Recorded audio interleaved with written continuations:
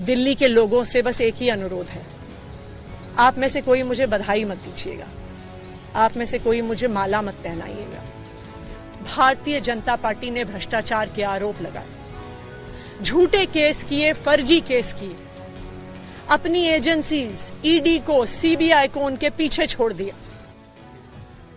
मैं सबसे पहले दिल्ली के लोकप्रिय मुख्यमंत्री, आम आदमी पार्टी के नेता, मेरे गुरु अरविंद केजरीवाल जी का धन्यवाद करना चाहती हूं, जिन्होंने मुझे इतनी बड़ी जिम्मेदारी दी और इस जिम्मेदारी के लिए मुझ पे भरोसा किया।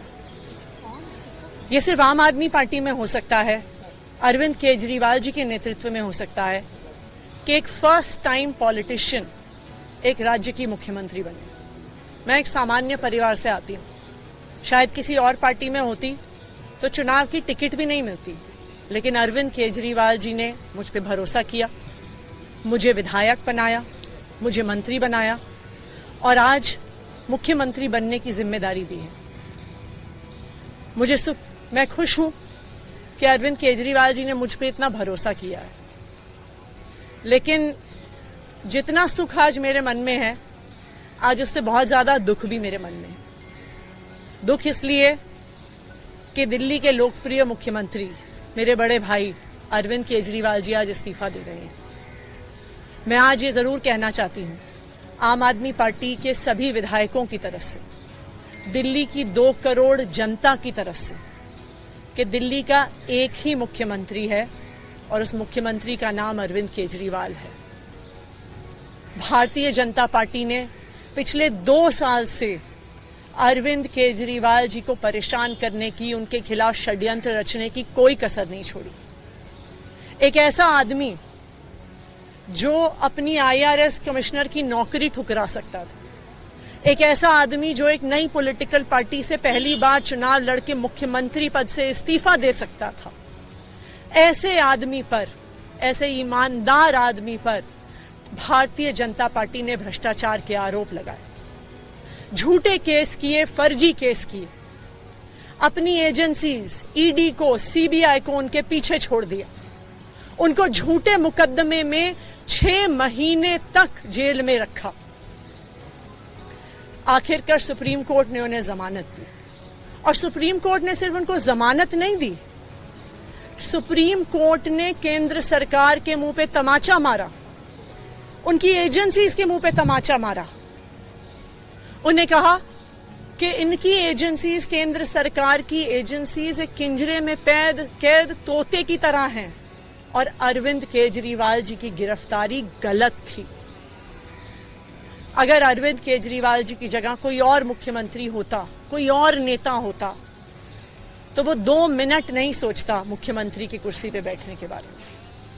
लेकिन अरविंद केजरीवाल जी ने वो किया जो आज तक इस देश का इतिहास तो छोड़िए, शायद दुनिया के इतिहास में किसी नेता ने ना किया हो। उन्होंने कहा कि मेरे लिए सिर्फ सुप्रीम कोर्ट का फैसला काफी नहीं है, मैं जनता की अदालत में जाऊंगा। जब दिल्ली की जनता मुझे कहेगी कि हम तुम्हें मुख्यमंत्री के रूप में देखना चाहते हैं, जब दिल्ली की जनता कहेगी कि तुम ईमानदार हो, तब मैं मुख्यमंत्री की कुर्सी पे बैठूंगा। मुझे नहीं लगता कि हमें लोकतंत्र के इतिहास में ऐसा कोई त्याग का उदाहरण मिलेगा जो आज अरविंद केजरीवाल जी ने देश के सामने रखा है। दिल्ली भर में लोग बहुत दुखी हैं अरविंद केजरीवाल जी के इस्तीफे से। कल शाम मुझे एक बुजुर्ग महिला मिली, जब उन्हें खबर मिली थी कि अरविंद केजरीवाल जी ने इस्तीफा दे दिया है, वो रोने लग गईं। उन्होंने कहा कि वो मेरे बेटे की तरह हैं, उसको इतना परेशान किया है, उसको इतना परेशान किया है, उस पर झूठे केस लगाए। और उन बुजुर्ग महिला ने कहा कि मैं घर घर जाऊंगी, मैं घर घर जाके लोगों को कहूंगी कि मुझे अपने बेटे को ही मुख्यमंत्री बनाना है। तो आज सभी दिल्ली वाले ये प्रण ले रहे हैं, सभी दिल्ली वाले इतने गुस्सा हैं, भारतीय जनता पार्टी के षड्यंत्र से नाराज हैं और अपने बेटे, अपने भाई अरविंद केजरीवाल जी को फिर से दिल्ली का मुख्यमंत्री देखना चाहते हैं। क्यों देखना चाहते हैं दिल्ली वाले अरविंद केजरीवाल जी को फिर से मुख्यमंत्री? क्योंकि उन्हें पता है कि अरविंद केजरीवाल ही ऐसे ईमानदार मुख्यमंत्री हैं जिनकी वजह से उन्हें फ्री बिजली मिली है। उन्हें पता है कि अगर अरविंद केजरीवाल जैसे ईमानदार व्यक्ति मुख्यमंत्री नहीं रहे तो उनको फ्री बिजली मिलनी बंद हो जाएगी। उन्हें पता है कि अरविंद केजरीवाल जैसे ईमानदार व्यक्ति अगर मुख्यमंत्री नहीं रहे तो उनके बच्चों के सरकारी स्कूल बदहाल हो जाएंगे। उनको पता है कि अरविंद केजरीवाल जैसे ईमानदार व्यक्ति अगर मुख्यमंत्री नहीं रहे तो जो अस्पतालों में, सरकारी अस्पतालों में अच्छा इलाज मिलता है, मुफ्त दवाइयां मिलती हैं, वो बंद हो जाएंगी। उन्हें पता है कि अगर अरविंद केजरीवाल जी मुख्यमंत्री नहीं रहे तो मोहल्ला क्लिनिक बंद हो जाएगी। अरविंद केजरीवाल मुख्यमंत्री नहीं रहे तो दिल्ली में महिलाओं की फ्री बस यात्रा बंद हो जाएगी, बुजुर्गों की तीर्थ यात्रा बंद हो जाएगी। क्योंकि उन्होंने देखा है कि भारतीय जनता पार्टी की 22 राज्यों में सरकार है, किसी एक राज्य में भी वो फ्री बिजली, अच्छे स्कूल, अच्छे अस्पताल, मोहल्ला क्लिनिक, फ्री बस यात्रा नहीं दे पाते हैं। और एक ईमानदार अरविंद केजरीवाल है जो दिल्ली के लोगों को इतना कुछ देता है।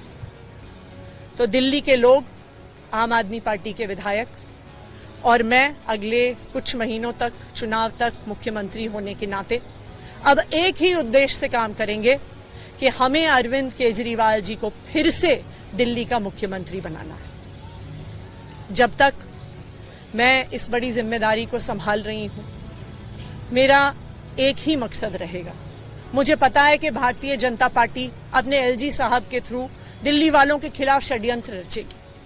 मुझे पता है कि वो दिल्ली वालों की फ्री बिजली रोकने की कोशिश करेंगे। मुझे पता है वो दिल्ली वालों के अस्पताल में फ्री दवाइयां रोकने की कोशिश करेंगे। मुझे पता है वो मोहल्ला क्लिनिक बंद करने की कोशिश करेंगे। मुझे पता है वो सरकारी स्कूलों को खराब करने की कोशिश करेंगे। तो अगले कुछ महीने तक, जब तक ये जिम्मेदारी मेरे पास है, मैं दिल्ली के लोगों की रक्षा करने की कोशिश करूंगी और अरविंद केजरीवाल जी के मार्गदर्शन में दिल्ली की सरकार चलाऊंगी। मेरा अपने सभी कार्यकर्ताओं से, सभी विधायक साथियों से, दिल्ली के लोगों से बस एक ही अनुरोध है, आप में से कोई मुझे बधाई मत दीजिएगा, आप में से कोई मुझे माला मत पहनाइएगा, क्योंकि मेरे लिए और मुझे लगता है सभी दिल्ली वालों के लिए ये एक बहुत दुख की घड़ी है कि दिल्ली के चहेते मुख्यमंत्री को आज इस्तीफा दिया है।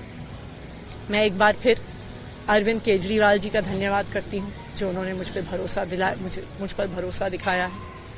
और मैं दिल्ली के लोगों की तरफ से फिर से एक बार ये कहूँगी कि वो जल्द ही आने वाले चुनाव के बाद अरविंद केजरीवाल जी को अपना मुख्यमंत्री देखना चाहते हैं। धन्यवाद।